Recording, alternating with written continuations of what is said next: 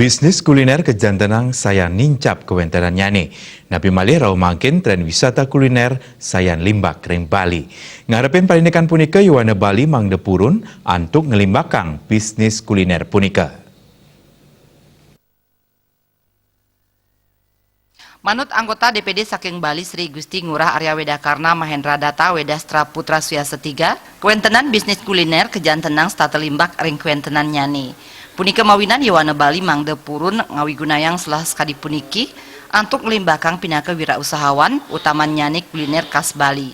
Ya diasun asa punika, pemargi puniki sering ngarepin pialang, indik permodalan, sane akeh ngamuliang modal saking pinjaman bank, wiadin wantuan simpanan saking yayarenaipun. Mengenal dan mencintai makanan-makanan ala Bali yang tadi kita melihat bahwa diversity atau macamnya cukup banyak seperti itu ya. Jadi ada yang memang yang jarang makanan-makanan Bali yang kita bisa temui di pasar-pasar ya. Jadi inilah salah saya anggap bahwa bisnis kuliner itu adalah bisnis yang tidak ada matinya karena tidak tanpa krisis. Sehingga bisnis kuliner ini sangat potensi dan cepat membuat orang kaya.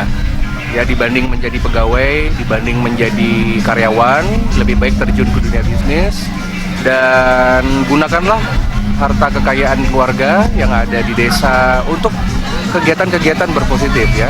Jadi dibanding hanya sekedar menjadi TKI di luar negeri atau dibanding hanya untuk menjadi pegawai di pemerintah.